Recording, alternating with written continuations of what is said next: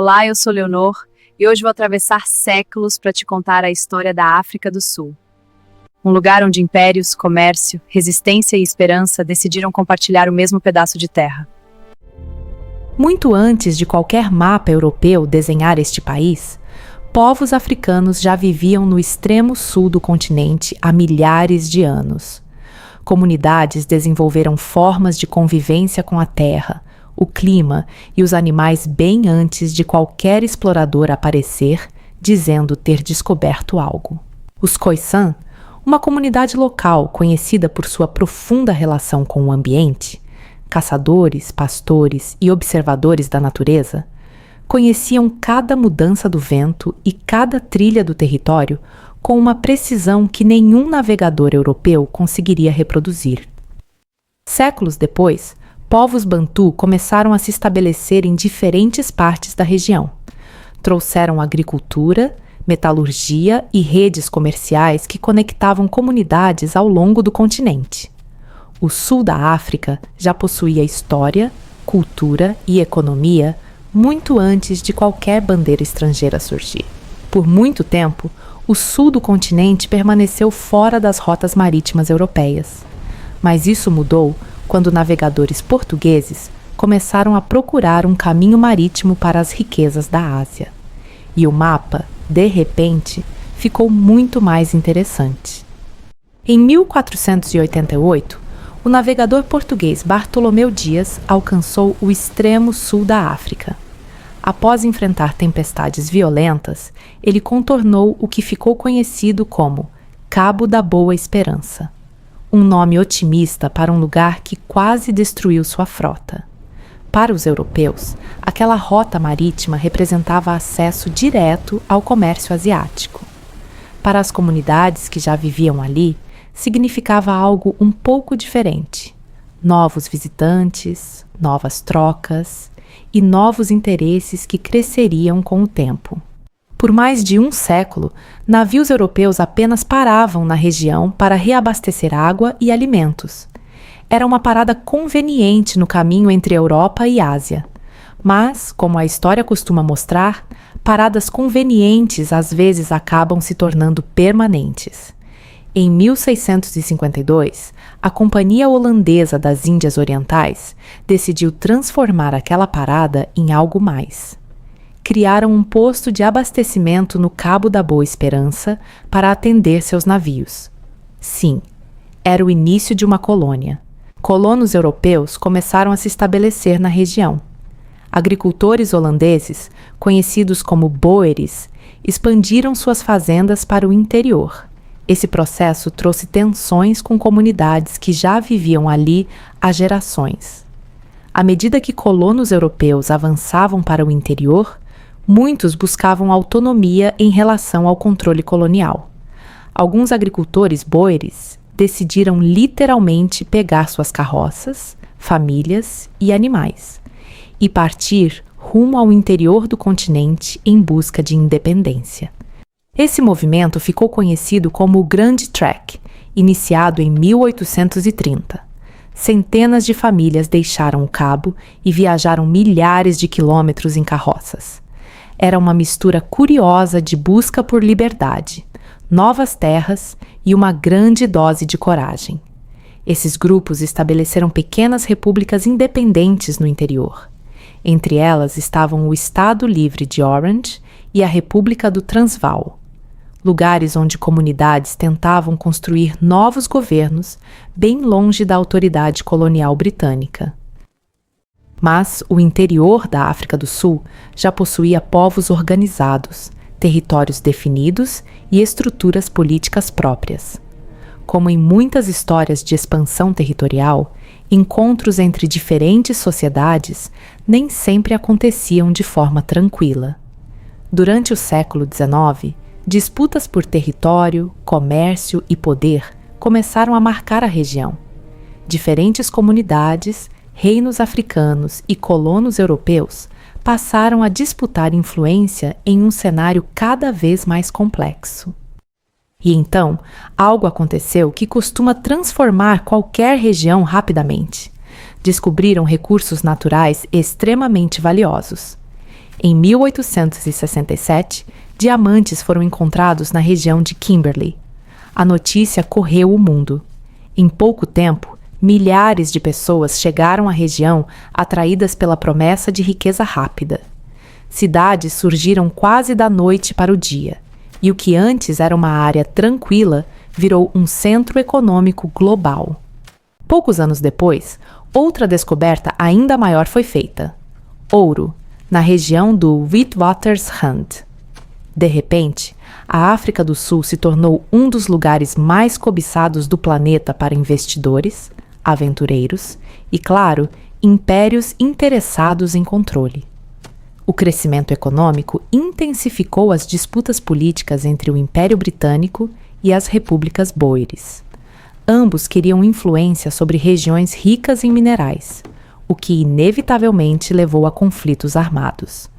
No final do século XIX, essas tensões culminaram nas guerras boeres, conflitos entre o Império Britânico e os boeres. Essa guerra, motivada por território e recursos, deixaram marcas profundas na história da região. No início do século XX, após anos de conflitos e negociações, as antigas repúblicas boeres e as colônias britânicas foram unificadas. Em 1910, nasceu a União Sul-Africana, sob domínio britânico. Era oficialmente um novo país, embora nem todos participassem igualmente das decisões. O novo governo começou a organizar o país sob estruturas inspiradas no modelo europeu, mas o acesso ao poder político era extremamente limitado. Algumas vozes participavam das decisões nacionais, enquanto muitas outras eram cuidadosamente mantidas à distância. Em 1913, foi aprovada a Lei de Terras Nativas. A legislação restringia onde grande parte da população poderia viver e possuir terras. Uma decisão administrativa para alguns. Uma mudança profunda no equilíbrio social para muitos outros. Com o passar do tempo, essas políticas foram criando um sistema cada vez mais estruturado de separação social e territorial. O país crescia economicamente, especialmente com mineração e agricultura, mas as oportunidades não eram para todos. Em 1948, um novo governo chegou ao poder com o projeto político de formalizar e expandir esse sistema de separação. Foi assim que surgiu o apartheid, uma palavra que significa simplesmente separação, embora na prática significasse muito mais do que isso. O apartheid criou leis que regulavam onde as pessoas poderiam morar, trabalhar ou estudar. O sistema era complexo, burocrático e estruturado. Um exemplo impressionante de como políticas podem transformar profundamente a vida de milhões. Naturalmente, muitas pessoas não aceitaram esse sistema em silêncio. Movimentos sociais, líderes políticos e organizações começaram a desafiar essas políticas. Entre eles estava o Congresso Nacional Africano, que defendia mudanças profundas no país. Durante décadas, manifestações, campanhas políticas e protestos buscaram transformar o sistema. Alguns desses movimentos enfrentaram forte repressão estatal. Ainda assim, a resistência continuou crescendo dentro e fora da África do Sul. Entre os líderes mais conhecidos desse movimento estava Nelson Mandela. Advogado e ativista político, ele se tornou uma das vozes mais importantes na luta contra o apartheid. Por causa disso, acabou passando muitos anos preso. Mesmo com líderes presos e movimentos restringidos, o debate sobre o futuro do país continuou crescendo. Ao mesmo tempo, pressões internacionais começaram a aumentar, com governos e organizações questionando abertamente o sistema político sul-africano. No final dos anos 1980, o sistema político já enfrentava forte pressão. Protestos internos cresciam e sanções internacionais afetavam a economia. O país estava diante de uma pergunta inevitável: manter o sistema ou finalmente mudar de direção. Em 1990, algo que parecia improvável aconteceu. Nelson Mandela foi libertado após 27 anos de prisão. Sua saída marcou o início de um processo de negociações que, poucos anos antes, muitos acreditavam simplesmente impossível. As negociações entre o governo e líderes políticos começaram a redesenhar o futuro do país. O processo não foi simples nem rápido. Transformar décadas de leis, estruturas e desconfianças exigia algo raro na política: paciência. Durante esses anos de transição, a África do Sul enfrentou tensões, debates intensos e muitas incertezas.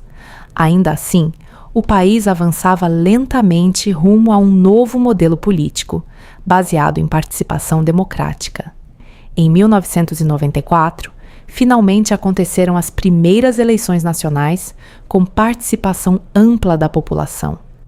Milhões de pessoas votaram pela primeira vez. Filas enormes se formaram diante das urnas, um evento histórico que chamou a atenção do mundo inteiro. Nelson Mandela foi eleito presidente da África do Sul. Sua eleição marcou o início de uma nova fase na história do país. Um momento em que a política finalmente começou a refletir a diversidade da própria sociedade sul-africana. Desde então, a África do Sul continua enfrentando desafios sociais, econômicos e políticos.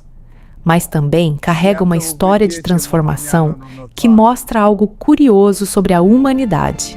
Sistemas podem parecer permanentes, até o dia em que deixam de ser. Ao atravessar esta história, vi um país inteiro aprender que o tempo pode derrubar até os sistemas mais rígidos. O passado guarda muitas histórias curiosas e surpreendentes.